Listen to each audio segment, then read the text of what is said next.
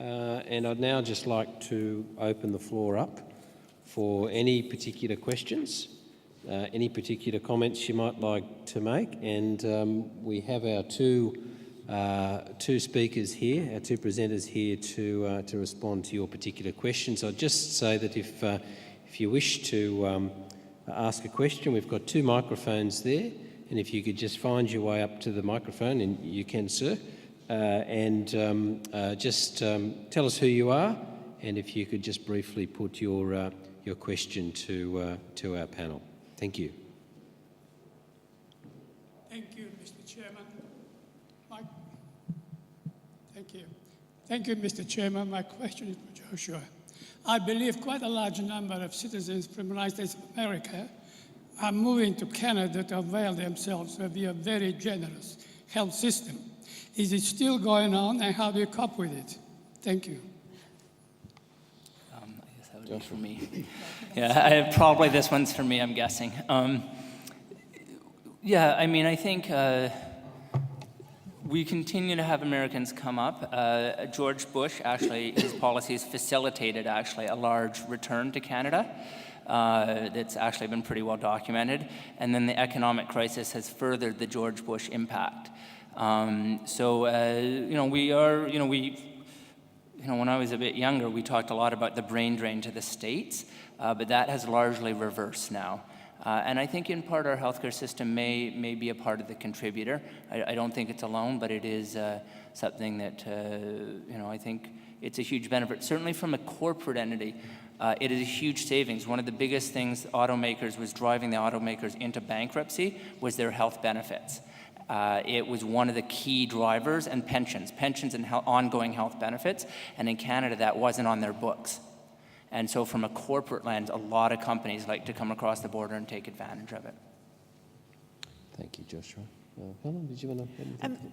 I think there's a bigger point that I'd like to bring out to this question, which is that, I don't think that there are any healthcare systems anywhere in the world that are kind of all bad or all good. And I think there is so much that we can learn. And certainly, I get to spend time in the US, and actually I see some of the best healthcare in the world there in terms of some of the the innovation that is going on. I went to look at a scheme for people who are undergoing joint replacement, and it was stunning. It was just such a different way of thinking. So I think that there are things in the US that I think are really fantastic, and there are other things that make me feel glad that I'm in England and not in the US. And I mean, it's fantastic being here in Australia. And I've just spent 2 days with Health Workforce Australia, and I'm just so impressed by the way in which, as a country, Australia is seeing the urgent need to make changes around the workforce to secure the future of healthcare. I've been to Canada, and some of the health systems, some of the innovation there around Indigenous people, I think, is breathtaking. So I think we have to keep understanding what's going on in other healthcare systems and learning from each other. Thank you. Yes, lady at the front. Talked about the education, the change for education of people coming into the workforce. I'm really interested in hearing comments from both of the speakers about re-engineering the education of the existing workforce. So what do we do about the workforce we've got, and how do we keep them up to date, or re-engineer the way we deliver education to them? Thank you for that. Who'd like to go first? Yeah, I think that education and learning is, absolutely an ongoing process. So, I mean, I'll maybe tell you about one of the schemes that I'm involved in, which is about working with frontline clinical teams and equipping frontline nursing teams and other clinical teams who work in hospital with the skills and the confidence to make changes. And their own services. And I read some data that, you know, when it comes to problems in organisations, that frontline staff understand 93% of the problems, and senior leaders understand less than 7% of the problems. So, you know, I think that, you know, certainly in the context of what's happening in England and the really big challenges that we face in terms of quality improvement and cost improvement, that our frontline clinical workforce is, you know, is our kind of secret weapon. So. I think it's about, you know, it's about education processes. It's about giving people support, and also time and you know, time and confidence. But I think it's absolutely an ongoing process. Thanks. Josh? It's a really thoughtful question. We have not spent as much time thinking about continuing education or continuing professional development. What's sort of brought it, at least in Canada, to the forefront recently is the increasing focus on quality. You know, ever since the Institute of Medicine came out and talked about error and error rates and the real focus on quality, people have, I think, been able to focus a bit more on lifelong learning, maintenance of competency, and it's starting to get entrenched more in our regulatory and our legislative licensing processes. That's starting to bring those discussions more to the forefront. And so it's an emerging issue, and I think it's a really important one to pick up, where we have, in my mind, have not done enough there, but at least it's on the radar, and I don't think it was on the radar 8 to 10 years ago. Thank you. Yes, gentleman at the back. Yeah, Peter Charlie, thanks for wonderful talks. Both countries share with Australia that healthcare is going to drive us bankrupt if we're not already bankrupt through health. You mentioned primary care investment and less money on public hospitals. Can I have some tips from both of you on how we're going to engage the workforce who currently work in public hospitals to contain their costs, or how do we control costs in the public hospital, full stop? But that will involve workforce change. I'd be interested in a couple of tips. Yeah. Joshua, would you like to kick off on that one?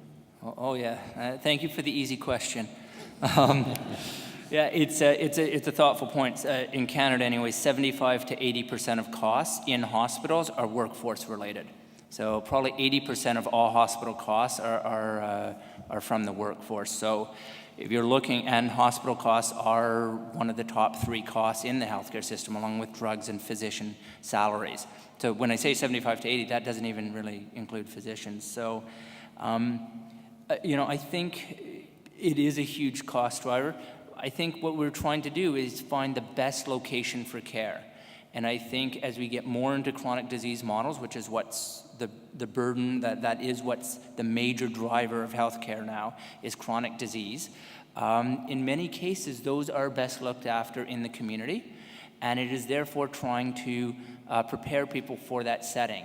And so when I talked about re-engineering our education system, it is now, instead of having 90% of your learning occur in a hospital, usually a large urban tertiary care academic hospital, we're increasingly trying to get people to have large portions of their curriculum out in the community, in primary care settings, on reserves, in long-term care homes, and other things, so that they develop the skills and the awareness and the comfort level. So we need to, but we also have to, you know, our benefits are much better in our hospitals, our salary payments are higher, our unions do a better job for our hospitals.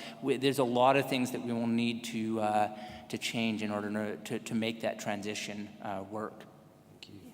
Helen.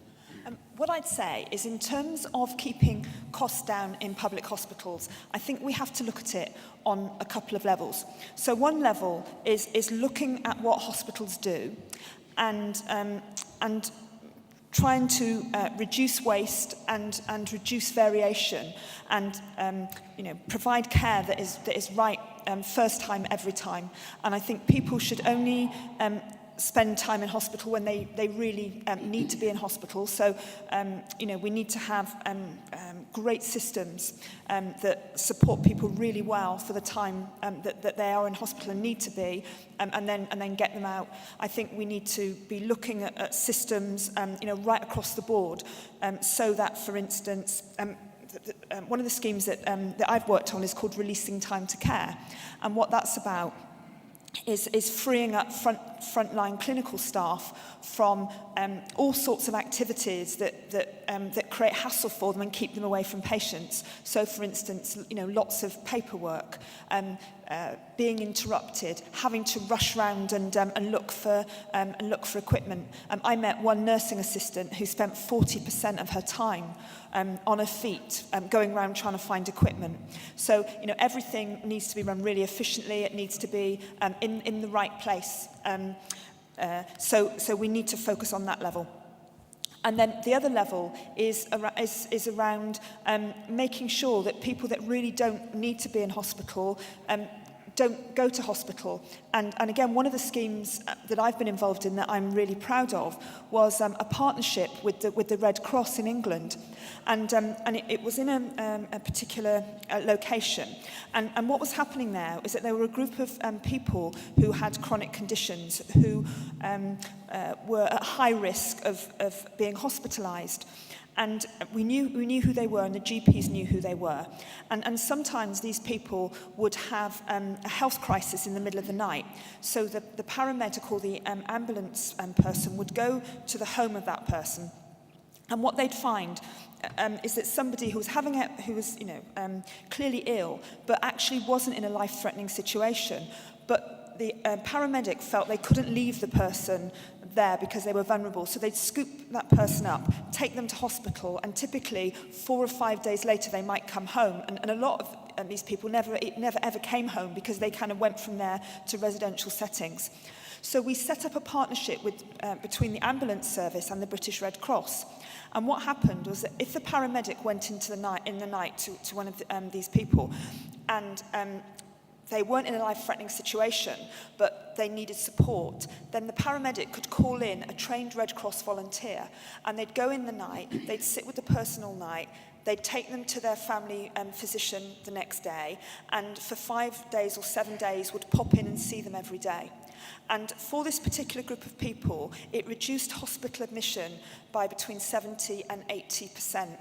The people themselves were much, much happier having a support from a Red Cross volunteer than being in the hospital. And in terms of making best use of our very precious NHS pounds, it was a great outcome. So I think we need to kind of think the unthinkable, really, around how we provide care in the future, and how the whole community, I think, can contribute. Thank you. Thanks, Helen. I'm conscious of time. It's a very long answer. We've got a queue of 5 people, and unlike emergency departments, we will cap the queue at 5 people. So if I could just start with the gentleman there with the next question. Right. Jorge Navas, Health Services Union. Now, you're talking about a revolution, which I think is a really good thing to be thinking on in terms of changing consciousness. The issue that I have concerns about is what happens in the implementation levels and how it does. One of the problems we are having is the continuous casualization of the workforce. Now, you are not going to have people committing themselves, working as teams, and being part of structures if they don't have their own job security. When I started working as a union official 5 years ago, in the health department, there would have been about 10% people in casual jobs. Now, these are not hard and fast statistics, it's just what I have been able to work out. We have now 17% of the staff of health professionals in casual employment. Now, that kind of processes are not going to be conducive to a change of consciousness and teamwork.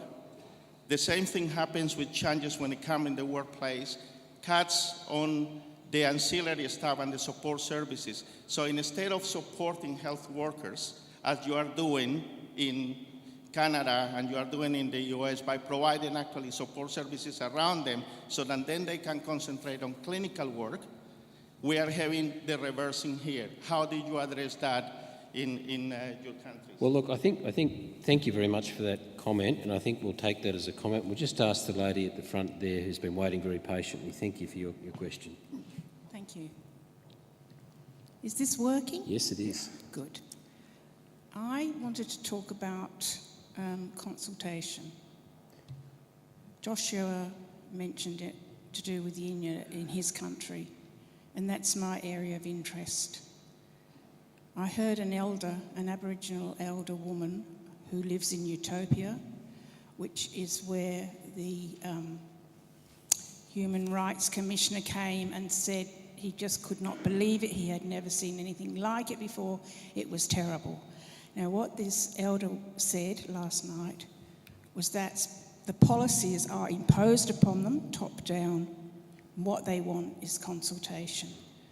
And Joshua also mentioned the incredible problems of the Inuit people. So, Joshua, do you have any suggestions about your situation and perhaps ours? Thank you. Joshua.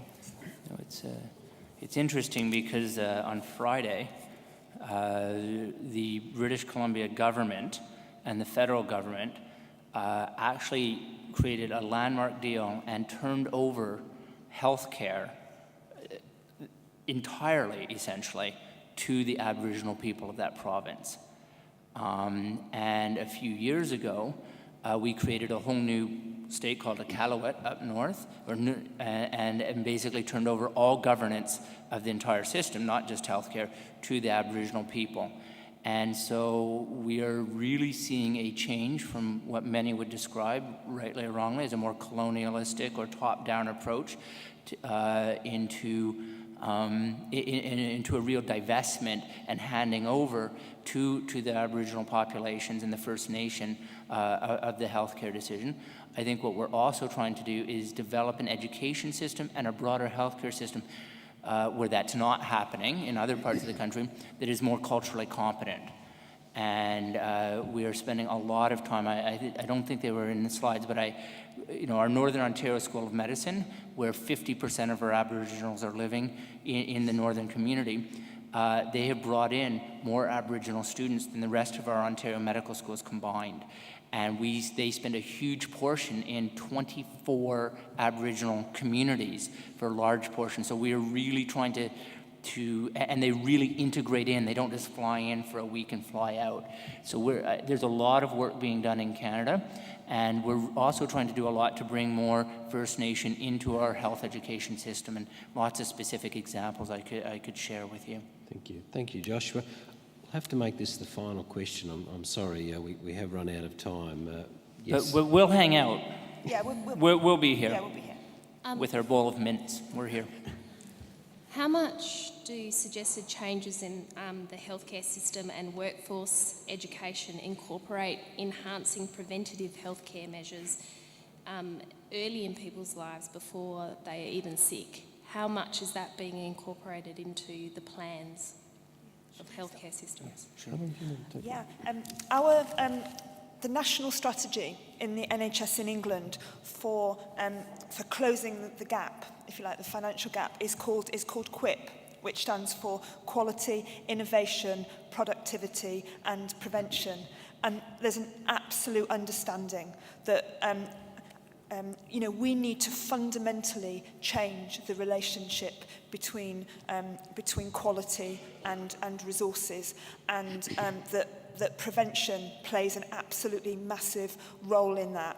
And the big shift that is taking place, towards primary care, and the shift to primary care clinicians making the key decisions about local health care is built so strongly on a platform of prevention. And I think that in 10 years' time, the National Health Service in England will be unrecognisable from where it is now because of that absolute shift to prevention, and prevention in all its guises, from primary prevention through to people that we secondary prevention, keeping people that are vulnerable outside of hospital. I think it's absolutely at the top of our priority list. So I'm going to answer in sort of three ways. One is, my first answer is, I think we're moving a lot in prevention: colon cancer screening, mammography, immunizations, huge amounts of investment, and so I think a lot of success there. The second is that a large portion of what builds a healthy population occurs outside of the Ministry of Health. So I think about food, I think about diet, I think about housing, I think about basic education. I work with an inner city population. My population is drug addicted, mentally ill, and lives outside, even in Ontario's winters. That's my population. What I do as a physician with my years of training has almost zero impact on their well-being. I say, can I start you on HIV and hepatitis C meds? And they say, I was really just hoping for a pair of dry socks. And my budget doesn't cover dry socks, right? So I think, so my second answer is that a lot of what will drive a truly healthy population will not come from the Ministry of Health. And my third answer, and I risk ending this on a provocative note, and I apologize for that, is it will ultimately be a societal decision. And this is what I mean by that, which is everybody knows that promotion and health prevention is right, and that putting in gobs of money into healthy exercise and better meals in the schools and obesity rates and better housing and primary education, all of these things will lead to a better society.